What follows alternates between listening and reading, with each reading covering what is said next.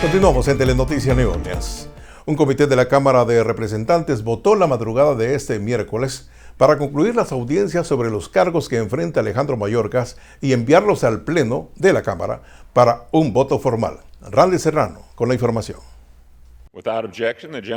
La mayoría republicana en la Cámara Baja cada vez está más cerca de formalizar los cargos contra el secretario de Seguridad Nacional, Alejandro Mayorkas. Ms. Green. Aye. En la madrugada del miércoles, un comité votó para avanzar con ese proceso y poner los dos cargos políticos bajo votación en el Pleno, el primer paso antes de un juicio político.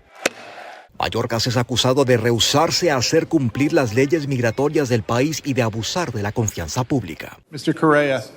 No. Lu Correa está en ese comité y duda que las acusaciones contra Mayorkas se concreten. En mi opinión va a ser muy difícil porque nomás hay dos republicanos más que demócratas y para mí hay muchos republicanos que, tienen diferentes opiniones.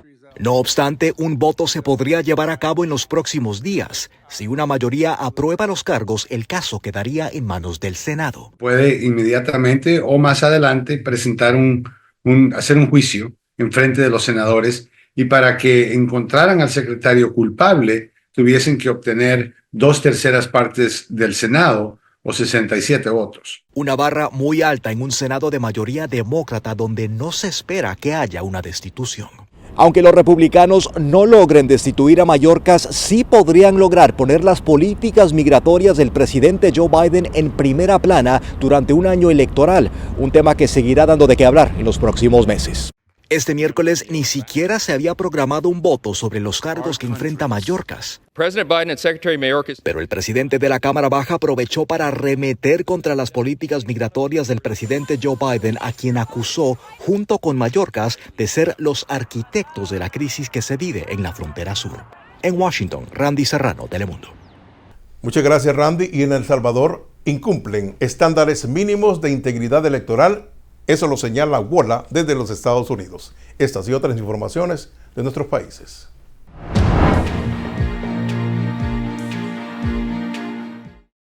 El Salvador no cumple con los estándares mínimos de integridad electoral por candidatura a la reelección inmediata de Nayib Bukele y reformas legales en beneficio del oficialismo, según la Oficina de Washington de Asuntos Latinoamericanos, WOLA. Un análisis publicado por WOLA en el sitio web indica que la integridad de las elecciones salvadoreñas está bajo cuestionamiento. Apuntó que la Corte Interamericana de los Derechos Humanos ha establecido una serie de lineamientos que definen la integridad electoral y que son base de las elecciones libres, justas y transparentes.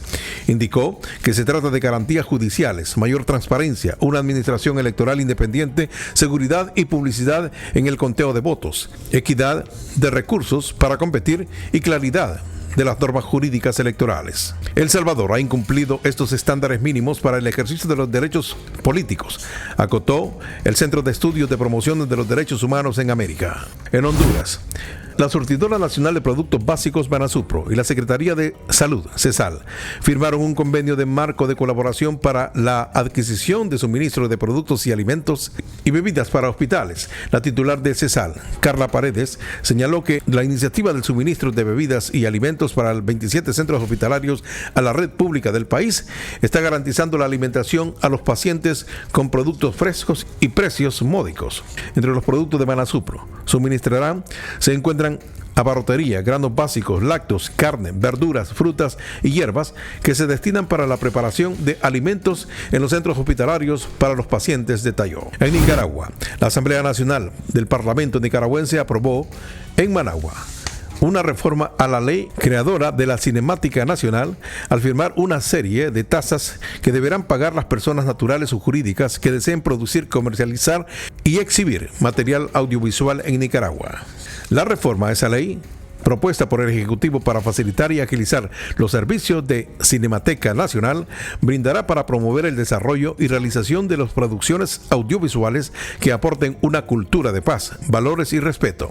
Según la exposición de motivos, fue aprobada por unanimidad por los 91 diputados que integran el Parlamento, donde los sandinistas y sus aliados tienen la mayoría absoluta. Y en México, el presidente Manuel López Obrador reveló hoy que el próximo 5 de febrero presentará una reforma para prohibir el maltrato animal entre el paquete de iniciativas constitucionales que enviará al Congreso. El día 5 de febrero, día lunes, vamos a presentar las iniciativas de reforma a la Constitución y, como acordamos, va a tratarse de una de estas reformas, el evitar, el prohibir el maltrato animal, dijo el mandatario en su conferencia matutina. Las noticias internacionales son traídas a ustedes por Orleans Furniture, la mueblería oficial de los latinos. Así está el mundo en nuestros países. Nos vamos a la pausa y al regresar les presentaremos el pronóstico del tiempo y los deportes. Continúen con nosotros.